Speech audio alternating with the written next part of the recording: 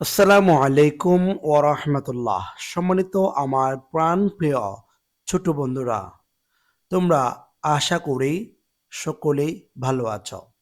আজকে আমরা তোমাদের জন্য আলোচনা করব ২০২৬ সালের পঞ্চম শ্রেণীর নতুন ইংরেজি বইয়ের ইউনিট নাম্বার ৭ এবং ইউনিটের নাম হচ্ছে বা অধ্যায়ের নাম দ্য সুন্দরবনস।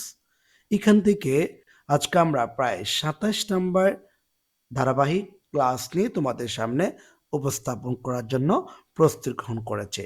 আজকে আমরা ১০টি বাক্য আলোচনা করব, যে বাক্যগুলো তোমাদের জন্য অনেক অনেক বেশি গুরুত্বপূর্ণ।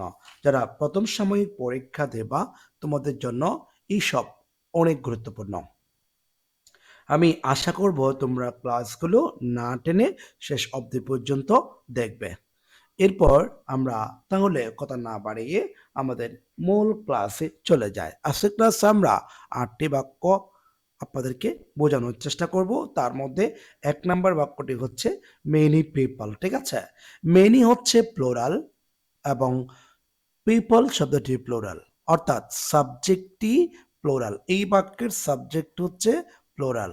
তো আমরা জানি কি সাবজেক্ট যদি প্লুরাল হয় তাহলে মূল ভার্বের সাথে কখনো এস বা এস যোগ হবে না। সেক্ষেত্রে আমরা কি করতে পারি? ডিপেন্ড যেভাবে আছে সেভাবে বসাইতে পারি। এদের সাথে আমরা কখনো এস বা ইএস যোগ করতে পারবো না, কেননা আমার সাবজেক্টটি হচ্ছে প্লুরাল, এই জন্য। এরপর আমরা বি নাম্বার দেখবো। বি নাম্বারে দেখতে পাচ্ছি দ্য মালদ্বীপস, ঠিক আছে? দ্য মালদ্বীপ, এটা যেহেতু আমরা দেখতে পাচ্ছি প্লুরাল, হ্যাঁ, সেক্ষেত্রে আমরা এখানে যে ১ নম্বরের মতো ভার্ব যেভাবেই আছে আমরা সেভাবেই বসায় দিচ্ছি, ঠিক আছে?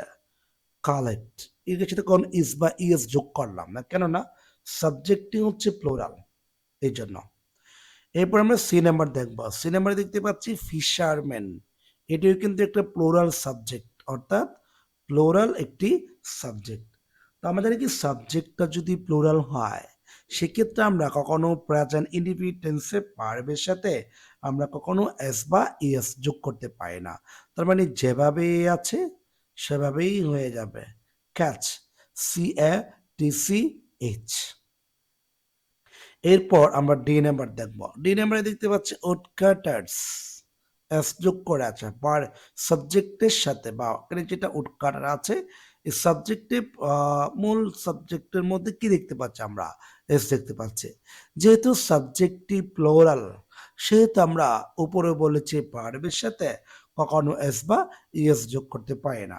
সুতরাং যে গো আছে ঠিক তদ্রুপ আমরা এটাকেও গো হিসাবে বসায় দিলাম, কোনো এস বা ইএস যোগ করলাম না মূল ভার্বের সাথে। এরপর আমরা পরবর্তীতে যে বাক্যগুলো আছে সেগুলো আলোচনা করছি। এই নাম্বারে আমরা দেখতে পাচ্ছি এককতা, সাবজেক্টটি হচ্ছে প্লুরাল এবং এভরিডে আছে প্রেজেন্ট ইনডিফিনিট টেন্স। যে পেজ আছে ওই পেজটা যেভাবেই আছে আমরা সেভাবে বসাই দেওয়ার চেষ্টা করছি, অর্থাৎ আমরা এটাকে এই যে FACE যেভাবে আছে সেভাবে দিচ্ছি, কেননা আমার সাবজেক্টটি হচ্ছে প্লুরাল, সেহেতু ভার্বের সাথে আমরা কখনো এস বা ইএস যোগ করতে পারবো না। এরপর আমরা এফ নাম্বার দেখবো। এফ নাম্বার দেখতে পাচ্ছি টুরিস্ট, অবশ্য সাবজেক্টটি প্লুরাল।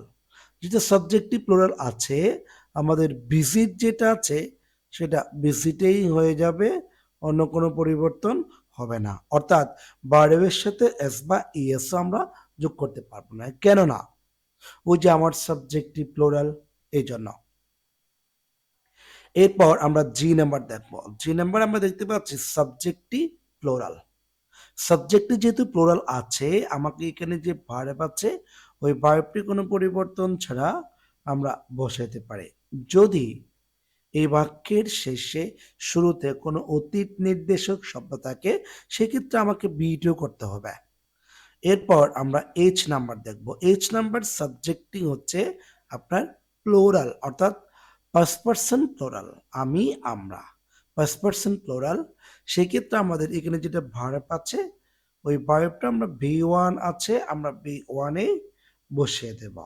বা এই শব্দের সাথে আমরা কখনো ইডি বা এস যোগ করতে পারবো না।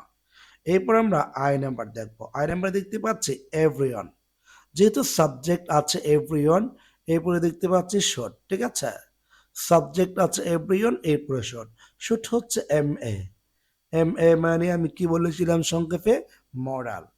যেহেতু সাবজেক্টের পর মডাল আছে, এরপরে অবশ্যই ভার্বের প্রেজেন্ট ফর্ম হবে, তার মানে রেসপেক্ট, ঠিক আছে? রেসপেক্ট হবে। সাবজেক্টটি থার্ড পারসন সিঙ্গুলার, এরপরে মডাল, এরপরে ভি ওয়ান। আশা করি আমরা বুঝতে পারছি। এরপর আজকের ক্লাসের যে সর্বশেষ যে বাক্যটি আছে সেই বাক্যটি আপনাদেরকে বলছি, যেখানে লেখা আছে দ্য সুন্দরবনস, ঠিক আছে? সুন্দরবনস, এরপর লেখা আছে মেক।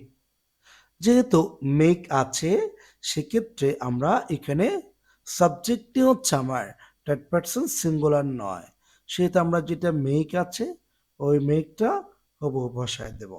কেননা সাবজেক্টটি আমার প্লোরাল, সেক্ষেত্রে এটা বসাবো।